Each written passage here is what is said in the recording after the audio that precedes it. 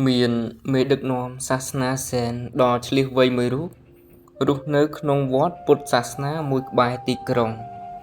ថ្ងៃមួយសិស្សម្នាក់របស់គាត់បានសួរគាត់ថាលោកគ្រូតើខ្លឹមសារនៃការអប់រំជាអ្វីមេដឹកនាំសាសនាសែនញញឹមហើយនិយាយថាកូនសិស្សថ្ងៃណាមួយកូននឹងដឹងដោយខ្លួនឯងប៉ុន្មានថ្ងៃក្រោយមកនៅពេលយប់មេដឹកនាំសាសនាសែនបានប្រគល់សៀវភៅមួយក្បាលទៅឲ្យសិស្សរបស់គាត់ហើយនិយាយថាកូនសិស្សយកសៀវភៅនេះទៅដាក់លើកៅអីក្នុងបន្ទប់របស់គ្រូចុះក្នុងបន្ទប់ងងឹត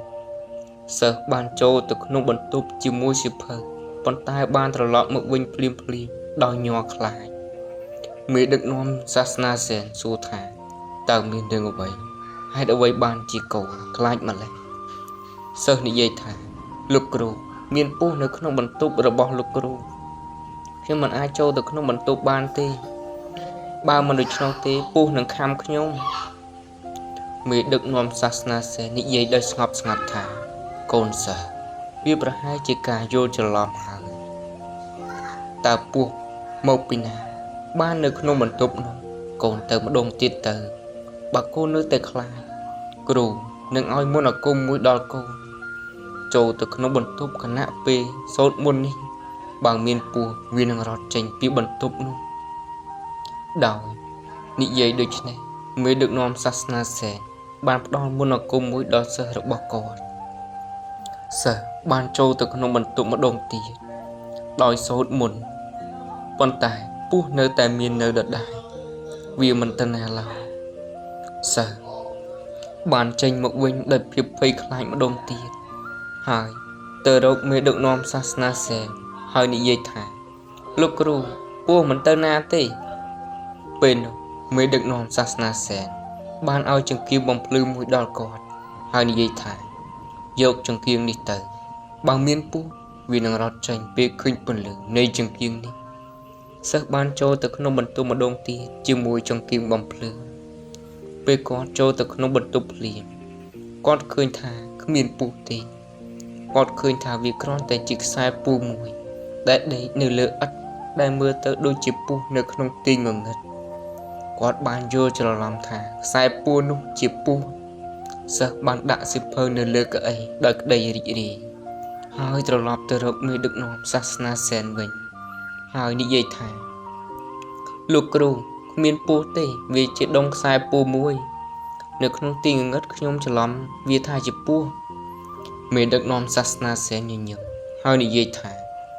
កូនសិស្សនេះគឺជាចម្លើយចំពោះសំណួរដែលកូនបានសួរ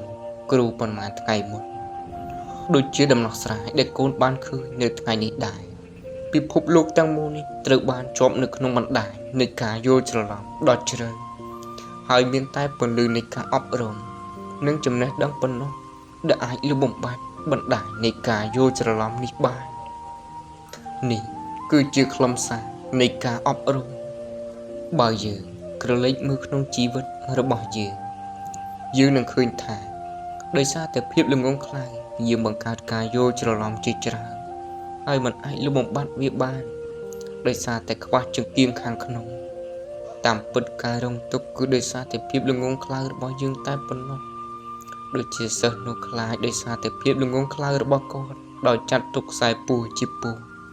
ដូចគ្នានេះដែរយើងទាំងអស់គ្នាក៏ខ្លាចនឹងសោកសៅក្នុងជីវិតរបស់យើងដោយសារតែភាពល្ងង់ខ្លៅរបស់យើងពេលនោះពន្លឺនៃចំណេះដឹងត្រូវបានបំភ្លឺនៅក្នុងជីវិតរបស់អ្នកនឹងដឹងថាការពិតទុកព្រួយកើតចេញពីការយល់ច្រឡំរបស់យើងឯងតែប៉ុណ្ណោះការយល់ច្រឡំ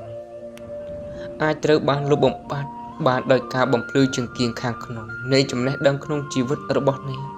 ហើយពន្លឺនៃចង្កៀងខាងក្នុង